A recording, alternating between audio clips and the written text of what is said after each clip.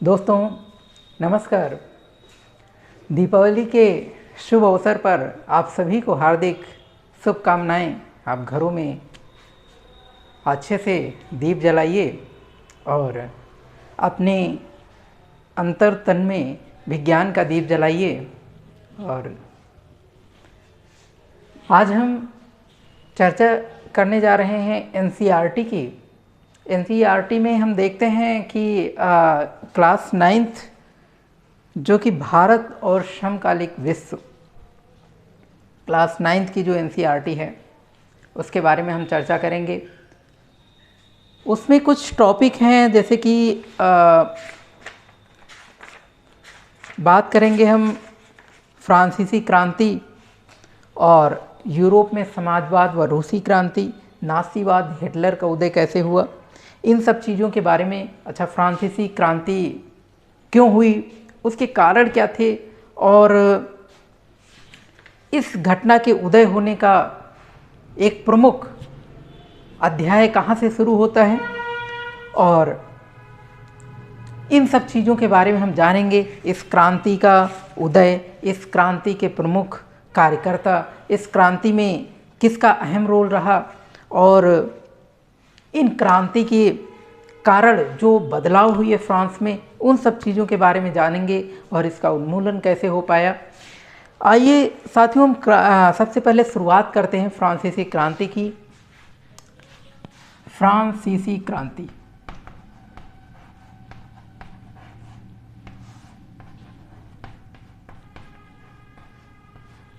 फ्रांसीसी क्रांति बात करेंगे 1789 की।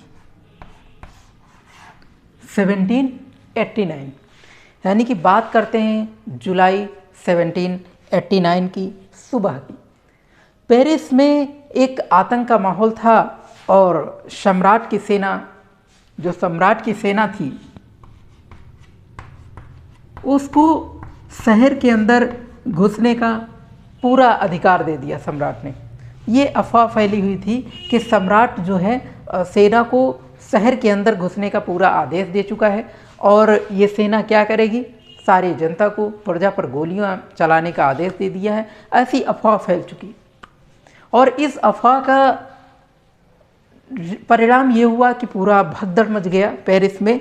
और हुआ क्या कि जो औरतें थीं, लगभग 7000, उस समय की एक थोड़ा सा आंकड़ा है कि लगभग 7000 मर्द और औरतें टाउन हॉल के जस्ट सामने एकत्र हो गए। बड़ा सा टाउन हॉल होता है सम्राट के आवास के सामने, और उस टाउन हॉल में सारे लोग एकत्र हो जाते हैं, और एकत्र होने पर वो एक जनसेना का गठन करते हैं। यानी कि प्रजा जब एकत्रित होती है तो वो खुद उसका एक अगुवा जो कि सेना को गठित करता है, प्रजा को एक कहता है कि अब हम ही लोग जो है कुछ बदलाव ला सकते हैं, और इस प्रकार से एकत्र होते हैं। और हथियारों की खोज में वो, क्योंकि जाहिर सी बात है कि भाई प्रजा जब सम्राट की ओर उमड़ेगी या प्रजा जब आएगी तो उनके पास हथियार तो होंगे नहीं। तो हथियार की खोज में क्या करते हैं कि सरकारी आवास, सरकारी भवन जो कि जला देते हैं। और जो कि फ्रांसीसी क्रांति, साथियों हम बात कर रहे थे फ्रांसीसी क्रांति के बारे में। अगर ऊपर से ना दिख रहा हो तो ऐसे करके आप समझ लीजिए। तो इस प्रकार से, तो ये फ्रांसीसी क्रांति, हम बात कर रहे थे कि वही सेना के बारे में, कि किस प्रकार से सेना जो है विद्रोह पर उतर आती है और वहाँ की प्रजा सरकारी भवनों को जला देती है। किसकी खोज में, हथियारों की खोज में। और ये सीधा जाती है बास्तील के दुर्ग पर, और बास्तील के दुर्ग पर आक्रमण कर देती है। कौन सा दुर्ग,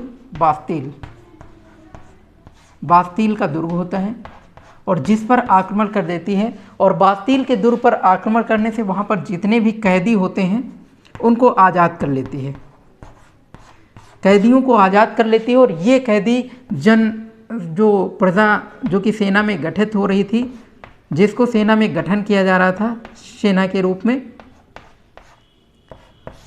उनके साथ में कैदी आ जाते हैं और एक बड़ी सेना का रूप ले लेते हैं। और इस प्रकार से जो है इस घटना में पेरिस और जो उसके आसपास के देहाती क्षेत्र होते हैं उन सब पर एक संघर्ष का माहौल होता है। और इस प्रकार से इसका नतीजा ये होता है कि जो सम्राट होते हैं, यानी कि सम्राट जिन्होंने आदेश दिया था सेना को कि शहर के अंदर घुस जाओ और उन पर गोली चला दो, इस प्रकार की अफवाह फैली हुई थी। तो इस प्रकार से प्रजा जो है खुद ही सम्राट के ऊपर आक्रमण कर देती है। प्रजा जो है सम्राट के ऊपर आक्रमण कर देती है और तख्ता पलट कर देती है। इस प्रकार से फ्रांसीसी क्रांति का उदय होता है। तो साथियों ये 18वीं शताब्दी के उत्तरार्ध की बात कर रहे हैं हम, 1789 की, 1789 की। 1700 देखिए साथियों, इस प्रकार से प्रजा जो होती है उस समय वो कई प्रकार से विभाजित होती है, जैसे कि उसमें कई स्टेट होते हैं। उस प्रकार की प्रजा में जो है, तो हम बात करेंगे प्रजा में कौन कौन से स्टेट होते हैं। प्रथम स्टेट और द्वितीय स्टेट, जिसमें प्रथम स्टेट में पादरी वर्ग आता है। कौन सा वर्ग?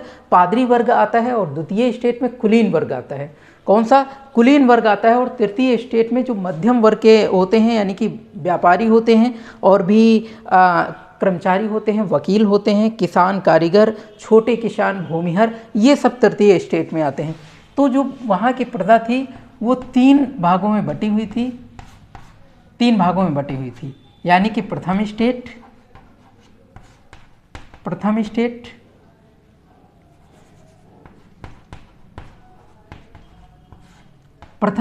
में कौन कौन से होते हैं? पादरी वर्ग आता था। प्रथम स्टेट में पादरी वर्ग की बात करेंगे। और द्वितीय स्टेट जो था, द्वितीय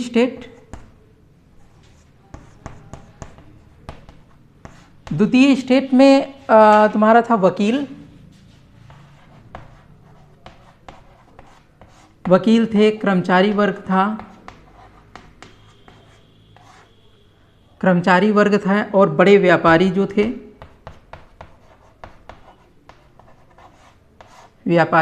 और आदि, मतलब शिक्षित वर्ग जो है, शिक्षित समुदाय का एक द्वितीय स्टेट था। और पहला वर्ग था जो कि पादरी, आपने देखा पहला पादरी वर्ग था। और दूसरे स्टेट में कौन कौन से आते थे? कर्मचारी वर्ग थे, यानी कि वकील थे, कर्मचारी थे, बड़े व्यापारी थे। तो ये दूसरे स्टेट में आते थे। लेकिन अगर तृतीय स्टेट की बात करें, तृतीय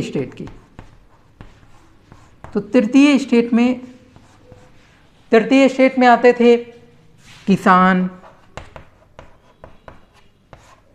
यानी कि गरीब वर्ग, किसान आते थे। और भूमिहीन मजदूर आते थे, भूमिहीन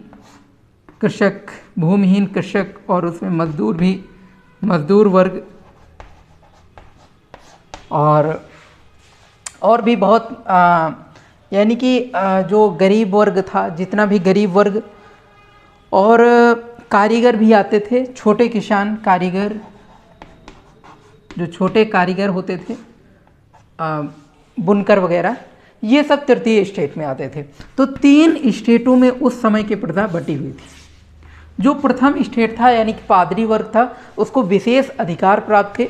लेकिन अगर द्वितीय वर्ग के बारे में, द्वितीय वर्ग के बारे में बात करें, वकील, कर्मचारी वर्ग, इनको भी अधिकार प्राप्त थे, लेकिन पादरी वर्ग में विशेष अधिकार प्राप्त थे। जैसे टैक्स, कई चीज़ों में टैक्स की छूट थी, और कई जगह विशेष अधिकार थे कि जो है विशेष सम्मान का दर्जा दिया जाता था।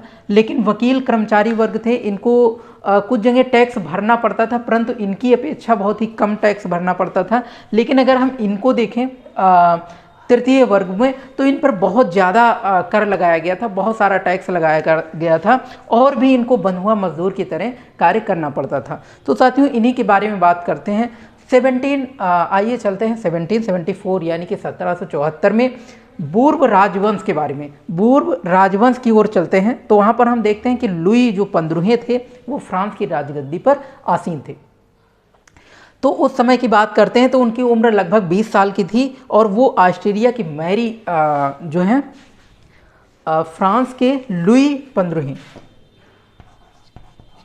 लुई की बात करते हैं, जो कि फ्रांस में थे 1774 में। और इनका विवाह हुआ मैरी से, मैरी एंतोनियो। तो इनके साथ में लुई का विवाह हुआ। फ्रांस की राजगद्दी पर थे और इनकी उम्र लगभग 20 वर्ष की उम्र में इनका विवाह हुआ मैरी एंतोनियो से। तो वहाँ पर क्या था कि उस समय की घटना क्या थी कि राजकोष उस समय बिल्कुल खाली हो चुका था।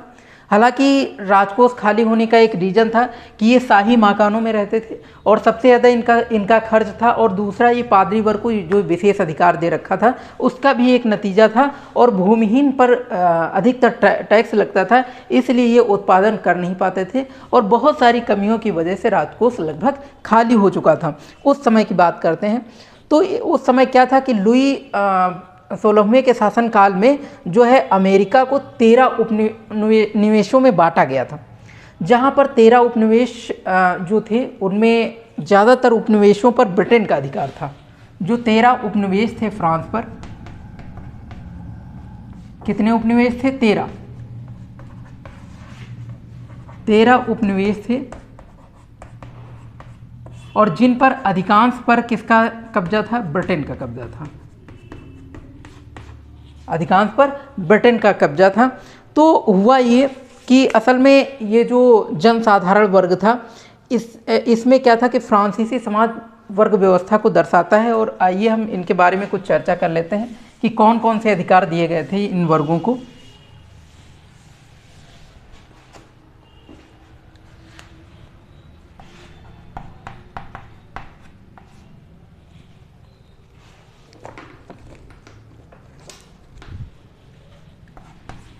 फ्रांस की बात कर रहे हैं और फ्रांस में फ्रांसीसी क्रांति की बात कर रहे हैं। क्रांति की शुरुआत, फ्रांसीसी क्रांति की शुरुआत के बारे में चर्चा कर रहे हैं।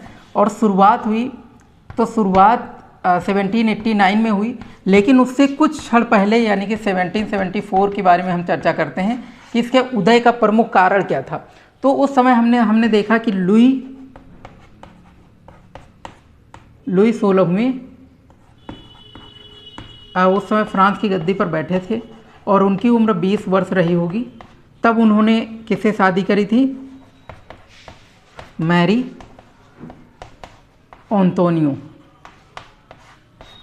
एंतोनियो से शादी करी थी। और उस समय की जो प्रजा थी वो 3 स्टेटों में बटी हुई थी। ठीक है, तो जो पूरी आबादी थी उसमें 90% किसान थे। उस समय जो आबादी रही होगी, जो भी आबादी थी उसमें 90% लगभग कौन थे? किसान वर्ग था। यानी कि 90% की संख्या कौन थे? किसान थे। और जो है ज़मीन के मालिक जो थे किसान, उनकी संख्या लगभग 60% रही होगी। उनकी संख्या जो ज़मीन के मालिक थे, ज़मीन के मालिक थे, वो लगभग 60% थे। और जो है 30% और तो इस प्रकार से। और तीसरे स्टेट में अमीरों का अधिकार था। तो आपने देखा कि पूरी आबादी का 90% लगभग किसान रहे होंगे उस समय, लेकिन जो ज़मीन के मालिक थे यानी कि किसान थे वो लगभग 60% थे। और बाकी जो वर्ग था वो कुलीन था, चर्च के पादरी वर्ग था, यानी कि कुलीन वर्ग आता था, कुलीन वर्ग था। और कुलीन वर्ग में आपने देखा कौन सा वर्ग? पादरी वर्ग आता था। तो फ्रांसीसी क्रांति का मेन रीजन क्या रहा कि जो किसान थे, तो किसानों पर आपने देखा कि काफ़ी ज़्यादा टैक्स लाद दिया गया था। टैक्स मेन कारण था कि किसानों पर टैक्स लाद दिया गया था। और किसानों की जो भूमि थी वो लगभग 60% जो ज़मीन मालिक थे उन्हीं के पास थी। तो ये क्या कर रहे थे? ये इनको बंधुआ मजदूर की तरह कार्य करा रहे थे। किसकी तरह? बंधुआ मजदूर। जिस प्रकार से इनकी आर्थिक स्थिति बहुत ही डाउन होती गई, बहुत ही गरीब होते गए और इनकी दशा बहुत ही खराब होती गई, इसलिए इन्होंने क्रांति का मतलब वो बीड़ा उठा लिया। और क्रांति का बीड़ा उठाने का मेन रीज़न था कि जो सम्राट थे उस समय, तो उन्होंने क्या किया कि उन्होंने आदेश जारी कर दिया प्रजा पर गोलियां चलाने का। इसलिए प्रजा जो है टाउन हॉल में एकत्र हो गई थी, तो बास्तील दुर्ग तोड़ा गया था। तो उस समय वहाँ पर एक कुछ संघर्ष हुआ और उस संघर्ष की बारे में हम थोड़ी सी चर्चा कर लेते हैं। क्या क्या संघर्ष हुए थे।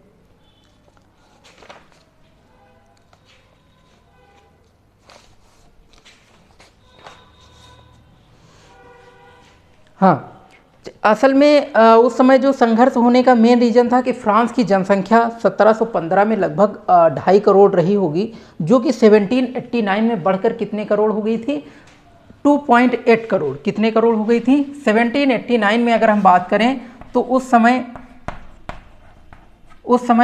जनसंख्या हो गई थी बढ़ करके 2.8 करोड़। 2.8 करोड़ जो है जनसंख्या हो गई थी बढ़ करके। और उस समय अनाज का उत्पादन जो था वो उसकी मांग काफ़ी तेज़ी से बढ़ गई। जाहिर सी बात है, जब जनसंख्या बढ़ती है तो अनाज की काफ़ी डिमांड होती है, लेकिन अनाज उत्पादन जो है नहीं हो पा रहा था। और उसका परिणाम क्या हुआ कि लोगों को खाद्य पावरोटी की कीमत काफ़ी तेज़ बढ़ गई, मतलब काफ़ी ज़्यादा बढ़ गई पावरोटी। और हुआ क्या कि जो कामगार जो कारखानों में मजदूरी करते थे, उनकी मजदूरी मालिक तय करते थे। यानी कि जो कारखाने थे जहाँ पर मजदूर काम कर रहे थे, यानी कि ये जो मालिक थे, कारखानों के मालिक की बात करें, तो उन्होंने क्या किया था कि मजदूरी जो थी वो मालिकों के द्वारा ही तय करते थे। यानी कि मालिक जितना चाहते थे उतनी मजदूरी तय करते थे, यानी कि बहुत ही कम मजदूरी और ज़्यादा से ज़्यादा काम लेना। तो इस प्रकार से रोजी रोटी का उनके पास संकट आ गया और उनकी जीविका जो है जीविका पर काफ़ी ज़्यादा प्रभाव पड़ा। तो इस प्रकार से कहीं ना कहीं संघर्ष का नतीजा ये भी था। तो और उभरते जो वर्ग थे, जैसे कि मध्य वर्ग की बात किया अभी हमने कि वकील और इन सब चीज़ों के बारे में, जो कर्मचारी वर्ग था, तो उसमें विशेष अधिकार कौन कौन से थे अगर उसकी बात करें तो जैसे कि हम देखते हैं कि उस समय जो कि 18वीं शताब्दी में एक सामाजिक समूह का उदय हुआ। कौन सा सामाजिक समूह का उदय हुआ? जिसमें जो कि मध्य वर्ग कहलाता है। अगर उसके बारे में हम बात करें तो कुछ विशेष अधिकार उनको भी दिए गए थे।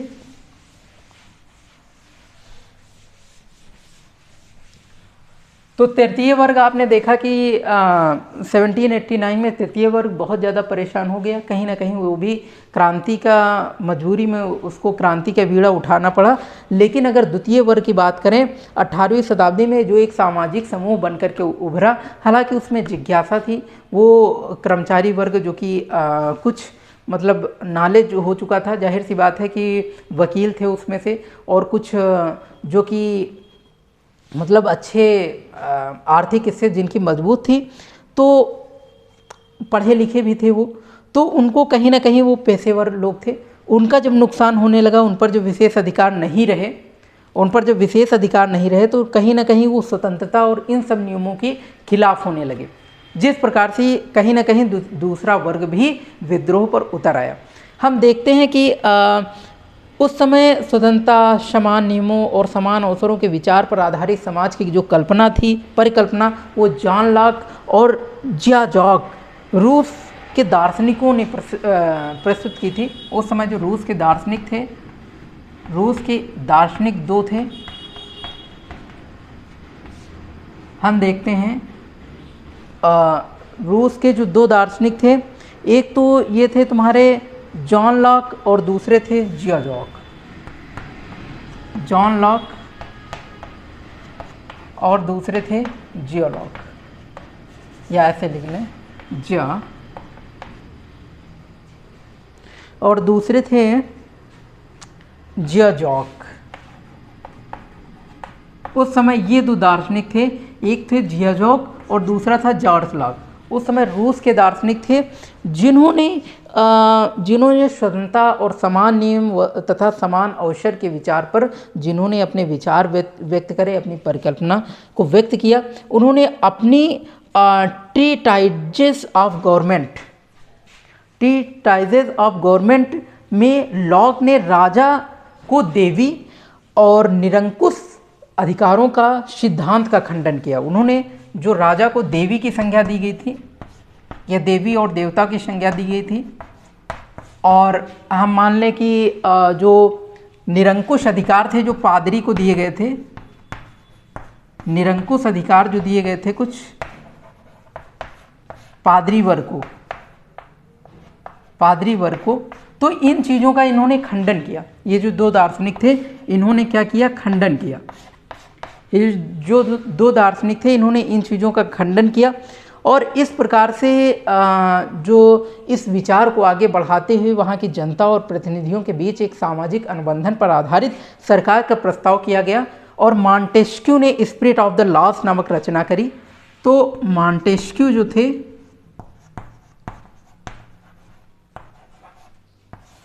मॉन्टेस्क्यू ने क्या किया, spirit of the laws, spirit